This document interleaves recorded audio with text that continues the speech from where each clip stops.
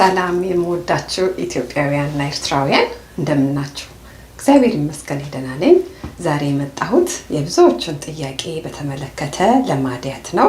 ለማዲያት ከቆዳችን ላይ የሚያነሳ ማለት ነው በተፈጥሮ በነ ቡና በነ አብሽ አብረን እንሰራለን።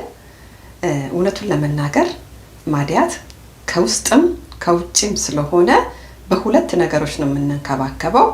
አንዱን ሰርቼላችኋለሁ አከታትዬ፣ አንዱን ከውስጥ አንዱን ከውጭ ማለት ነው። ከሆዳችንና ከቆዳችን በላይ ውሃ መጠጣት እንዳትረሱ። ውሃ በብርጭቆ እያደረጋችሁ በጣም ውሃ። ሌላ አብሹን ጥሬው ነው፣ ምንም ነገር እንዳታረጉት፣ ጥሬውን ነው የምትፈጩት። አብረን እንሰራለን። ይሄውላችሁ ቡና ይዤ መጥቻለሁ። ቡና ይሄንን የግድ ማድረግ አይጠበቅባችሁም። የኢትዮጵያ ቡና ቆልታችሁ ፈጭታችሁ መጠቀም ትችላላችሁ።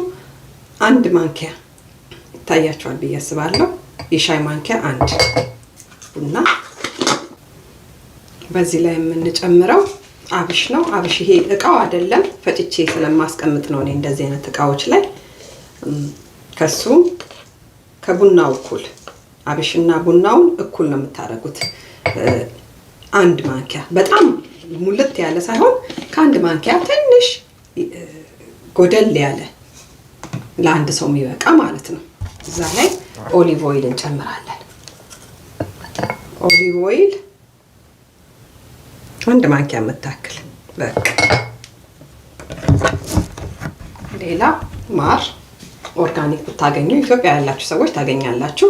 እኔ ይሄንን ይሄው ኦርጋኒክ፣ ከሱም አንድ ማንኪያ። እንግዲህ አንድ ማንኪያ በጣም ያልሞላ ይዋት። እዚህ ላይ ግማሽ ማንኪያ የምታክል ሎሚ እንጨምቃለን።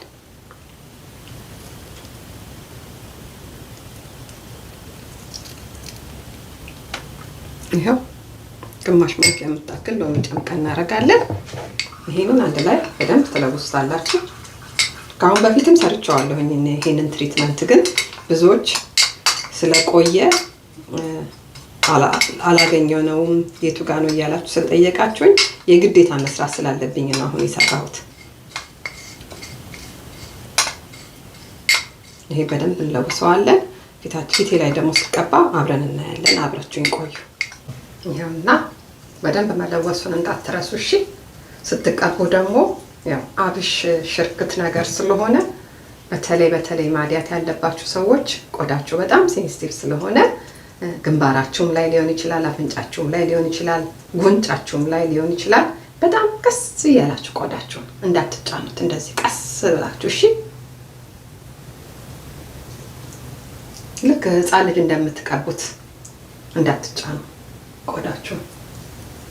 እና ይሄ ደግሞ ማዲያት ላለብን ሰዎች ብቻ ሳይሆን ይሄ ትሪትመንት በጣም ቆንጆ ነው ለማንኛውም ሰው። አሁን እኔ ምንም ማዲያት የለብኝም አይደል፣ ግን ያው ነው ተጠቀምኩት። ለምን? ለቆዳ ቆንጆ ስለሆነ። ቆዳ ያሳምራል። ማር አለው፣ ቡና አለው፣ ሎሚ አለው። ምርጥ ነው።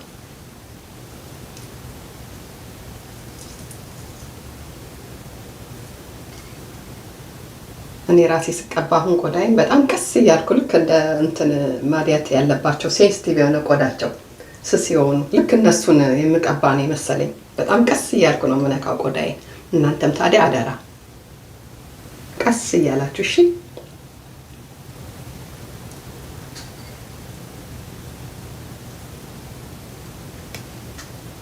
እዩ፣ እኔ ይሄንን አንገቴን ሙሉ ቀባዋለሁ። ማዲያትን ቢኖርባችሁም ባይኖርባችሁም አንገታችሁንም ቀቡት። በጣም ነው የሚያሳምረው። ቆዳ ልስልስ ነው የሚያደርገው። ያው ቡና አለው አይደለ? እንዳይሸበሸብ ማር ቡና እመኑኝ እንዳይሸበሸብ ሁሉ ያግዘዋል። ማዲያት ያለባችሁ ሰዎች ይሄንን በሳምንት 3 ቀን ወይም 4 ቀን ተጠቀሙት። ማዲያት የሌለባችሁ ሰዎች ደግሞ በሳምንት 2 ቀንም 1 ቀንም ለፊታችሁ ጥራት እንዳይሸበሸብ 30 ደቂቃ ነው የሚቆየው። ውሃ እየጠጣችሁ 30 ደቂቃ ቆይቼ ሲመጥ መጥቼ ሳይቻችሁ ታጥቤ ደግሞ ውጤቱን አሳያችኋለሁ።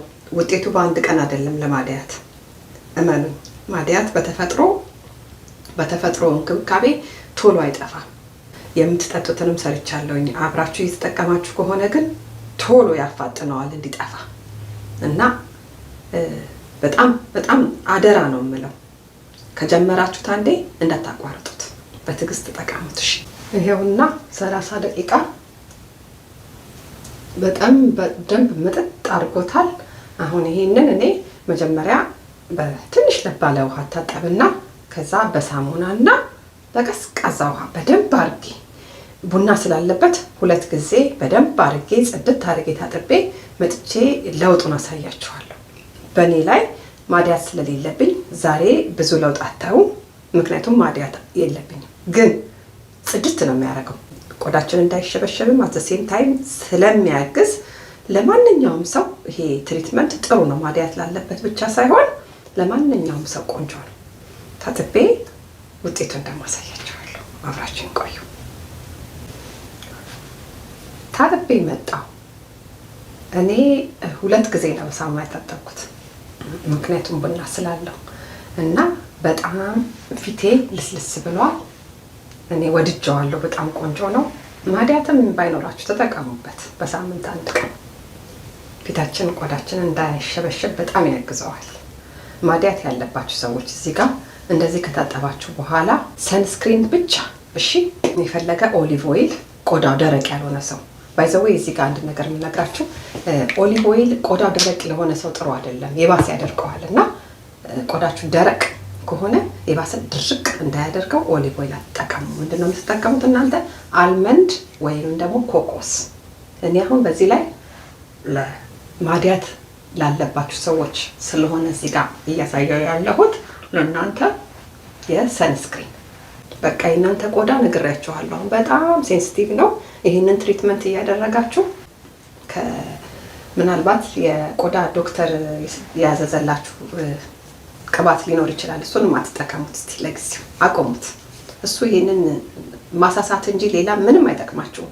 ለጊዜው ያጠፋዋል፣ ግን ነግሬያችኋለሁ፣ ደጋግሜ ነግሬያችኋለሁ። ለጊዜው ያጠፋዋል። ሲያጠፋው ለዛው በሳምንትና በ2 ሳምንት ውስጥ ሙሉ ጫርጎ ሊያጠፋላችሁ ይችላል። ግን ተመልሶ እዚህ ድረስ ሆኖ ነው የሚወጣባችሁ።